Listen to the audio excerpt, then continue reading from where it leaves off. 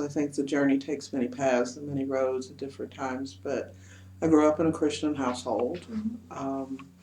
My father actually became a minister after I was born. I think he was ordained like when I was 3 or 4 years old.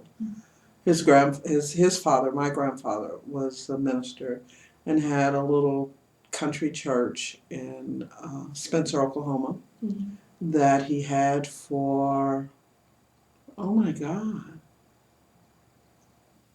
50 years, 50 or 60 years. Um, I mean, I kind of remember when they didn't have indoor plumbing at the church. He had a peach orchard, and I can still salivate to hear hot peaches and butter on biscuits. But anyway, that's digressing.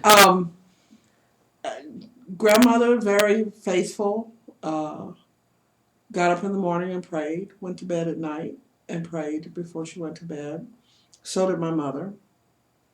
I think that they were probably the stronger influences of my life than my father or my grandfather, even though I did feel like my grandfather had a kind of unconditional love, but my father saw a lot of racism and bigotry. He was a 6'5", very light skinned man, and so there were issues that I dealt with on the periphery of race and color and gender, the kind of male dominance and the idea that you grew up to um, obey your father and when you get married to obey your husband. So I'm not a feminist. I kind of don't like that word. I don't dislike it, but it doesn't quite fit me. I am have learned and embraced part of the womanist theology, which I think has to do with a kind of feminism and spirituality. But it's been just about the fact that I love this planet, I love the earth, and I love people, and figuring out a way for all of that to work together. My greatest accomplishments, I think, have been my children. And not even that they're accomplishments, but just the fact of being a mother and nurturing um, three distinct individuals. I consider that um, a joy in my life. I love being a grandmother now. In fact, I adopt grandchildren all the time. I'm Grammy.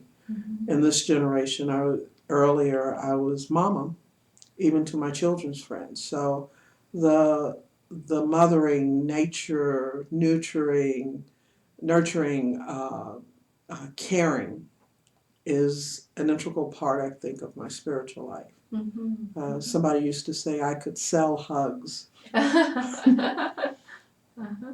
The ideal of embracing, but I'm still Christian. I don't think that I don't have any desire to be anything but a Christian, and yet at the same time, in this part of my life, I value and honor the traditions and the faith choices of just about everybody. I don't know of a tradition that I have any fear of and that I can't see the beauty of, including those that don't necessarily have a particular spiritual focus either. I like people.